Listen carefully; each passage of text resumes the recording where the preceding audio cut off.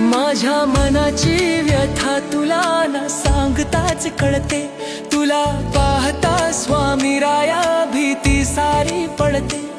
बुडत्याला तू सावरतोस